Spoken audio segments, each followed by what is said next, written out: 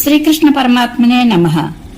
పరీక్షన్ మహారాజు సుఖయోగితో, మహాత్మా జగన్నాథుడైన శ్రీ మహావిష్ణువునకు శ్రీకృష్ణునకు స్తన్యమునిచ్చిన ధన్యాత్మురాలు ఆ యశోద.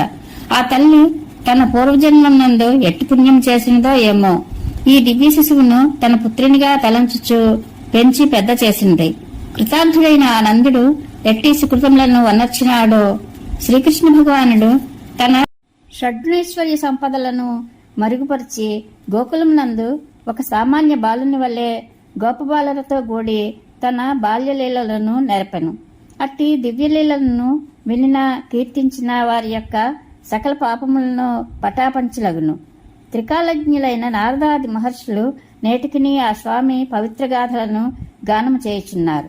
కాని కన్న తల్లిదండ్రులైన దేవకీ వసుదేవులు ఆ లీలా వైభవములను చూసి భాగ్యమునకు నోచుకొనలేదు.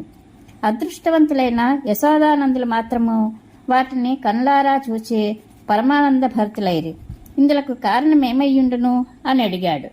అది విని శ్రీశుకుడు, పరీక్షన్ మహారాజా, నందుడు పూర్వజన్మలో ద్రోణుడు అను పేరుతో ఒప్పెను. ఆ ద్రోణుడు వసువులలో శ్రేష్ఠుడు. అతని భార్య పేరు ధర.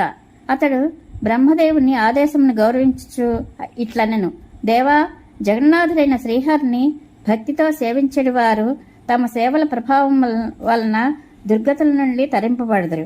మేము భూలోకమున జన్మించినప్పుడు శ్రీకృష్ణునిపై అనన్య భక్తిని మాకు అనుగ్రహింపము అని పలికెను. అందుకు బ్రహ్మదేవుడు తథాస్తు అనెను. పిమ్మట ఆ ద్రోణుడే గోకులమున నందుడై జన్మించి చక్కని కీర్తి ప్రతిష్టలతో ఖ్యాతి వహించెను.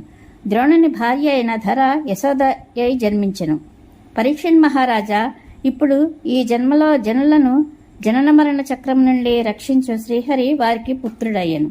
భగవద్ అనుగ్రహంతో ఆ యశోదానందులకు ఆ స్వామిపై గోపాలుల కంటెను గోపికల కంటెను మెండైన భక్తి ప్రపత్తులు కుదురుకొనెను.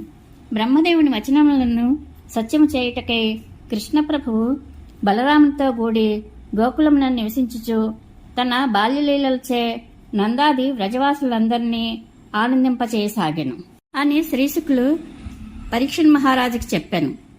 ఈ కథ శ్రీమద్ భాగవత్ మహాపురాణం నందలి దశమస్కంధంలోని పూర్వార్ధం నందు 8వ అధ్యాయంలోనిది. శ్రీకృష్ణానుగ్రహ ప్రాప్తిరస్తు. శుభం భూయాత్.